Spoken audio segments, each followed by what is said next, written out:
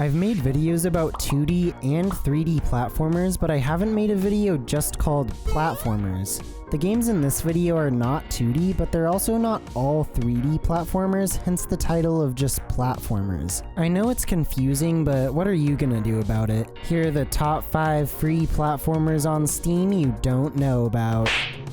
Crystal Call is a fast-paced first-person platformer where you platform your way through challenging environments to get the fastest times possible. Much like other first-person platformers, you can jump, wall run, and slide through levels. Along with those mechanics, you can dash in mid-air, dash to an anchor point, shoot enemy turrets, and shoot buttons to activate moving platforms. The movement is super fluid since your jump and dash recharges every time you wall run, shoot a turret, or dash to an anchor point. This allows you to move through levels seamlessly if you time everything properly.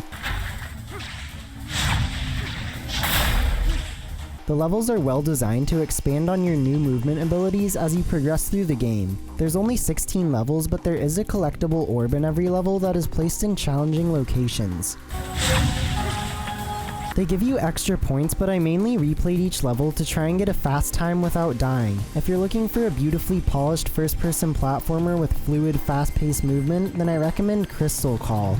Evo Wave is an 80s-themed third-person platformer where you progress through different graphical periods of video game history to restore the world. The game is very much a collectathon as you have to gather a few different types of collectibles to progress, as well as completing quests given to you by NPCs. There are 3 levels in the game as well as the hub world, which doesn't sound like a lot, but the levels are very big and consist of smaller platforming challenges within the world. Each world has a different graphical style tied to the game's story, which you don't see very often in games. In each level, you're given a new ability to help you with the platforming. The first level, you get a double jump.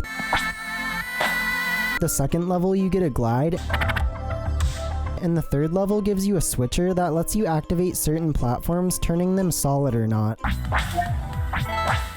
The new abilities, along with the unique look of each level, keeps the game fresh all the way up until the very fun final boss fight. In every level, there are chips scattered around everywhere that you have to collect. There's also component pieces which you earn from completing quests and completing platforming challenges.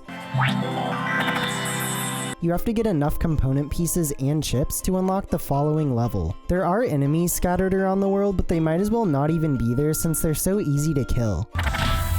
If you're looking for a relaxing collectathon platformer, then I recommend Evo Wave. New Epic SCUFFED BHOP Simulator 2023 PogChamp is a first-person platformer with tons of levels to play through in its single-player mode. The movement is centered around strafing left and right and looking around quickly to build up speed, much like those CSGO maps you see people play. It's very momentum-based and was surprisingly difficult, so there's definitely a high skill ceiling for people who want to get fast times. It took me about an hour to feel somewhat competent at the movement, but figuring out how to strafe and look properly to build up speed while still landing on platforms was really addicting. The instant respawns really help with the flow of the game, as you even spawn back at the checkpoint with the same momentum you had from when you died. I hope you like the song in the game though, because that's the only one. The game trolls you with a bunch of different versions of the song, but it's still the same one.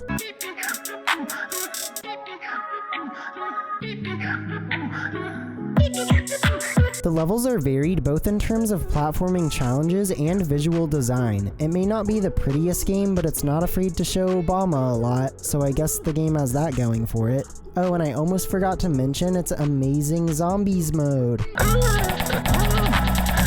If you're looking for a strafing, momentum-oriented first-person platformer, then I recommend new Epic SCUFFED BHOP Simulator 2023 PogChamp. Greedy Goblin is a 3D adventure collectathon where you steal gold and cursed artifacts to please the Goblin King and escape the ruins. The world is very open but still guides you in the right direction because of its level design using the gold and landmarks to help guide you. Throughout the world there are enemies and hazards you have to avoid. The enemies aren't much of a challenge though, as you can easily avoid them and use your mask ability you unlock early in the game to push them away. Oh no! You also find these boots that let you jump higher at the cost of making your movement more slippery when activated. Lastly, you get this stone that lets you teleport back to wherever you left it, allowing you to reach otherwise inaccessible areas. The game does commit one of the cardinal sins of collectathons in that the gold you collect feels kinda worthless. It turns out that all it does is give you a better score at the end of the game. It does have in-game uses in that whenever you sprint or take damage you drop gold, but without a big incentive to keep gold, I didn't really care about losing it. The game didn't really need to be a collectathon, but if you're looking for an adventure platformer with large open levels, then I recommend Greedy Goblin.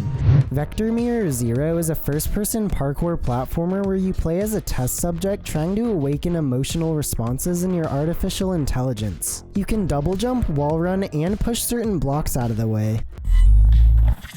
Levels are designed in a way to chain all of these moves together, making for some very satisfying platforming. Because the movement is so momentum-based, if you keep your speed up, you can find shortcuts through levels, which are always fun to find. There are several different platform types you'll have to deal with, like these movable platforms where you have to time your jump right, for example. I really enjoyed the glitchy neon look of the world and its very large levels. If you're looking for a first-person platformer designed around chaining movement together, then I recommend Vectromirror 0. This section of the video is so hyped that I forgot to record this transition segment on my real mic, but there's 3 bonus games. This is a certified good classic. Alpaca Stacka is a 3D adventure platformer where you play as a kind alpaca dedicated to helping their animal friends. Streusel the squirrel let all of the chicks out of the pen, so it's up to you to find them around the island.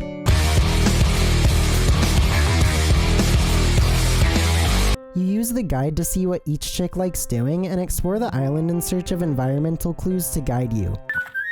It's a very short game, but if you're looking for a wholesome game with a cheery world, then I recommend Alpaca Stacka. Doorway's old prototype is a horror-themed first-person platformer that was a prototype for the Doorways series of games. The first half of the game is the Hell sequence, which has things like moving platforms, platforms you can only stand on for a short amount of time, and platforms you can move to wherever you want. There are also hazards you have to dodge, like pillars that crush you and fireballs that shoot between platforms. The second half, called the Auditorium, has more simple platforming focused around tight jumps. There are also enemy sections where you have to maneuver around without stepping on the cracks the enemies have around them, or else they hunt you.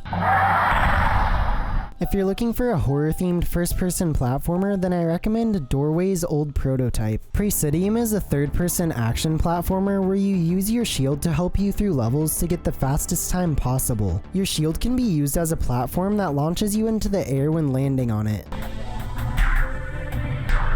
This is used to create your own path through the large levels while still requiring skill since you have to aim and stop the shield at the right time. You can also throw the shield at things to interact with the environment. The concept of the game and level design is great, but movement can feel really clunky since you can't move in the air, which leads to some frustrating deaths. If you're looking for a speed-oriented platformer with open-ended movement mechanics, then I recommend Presidium.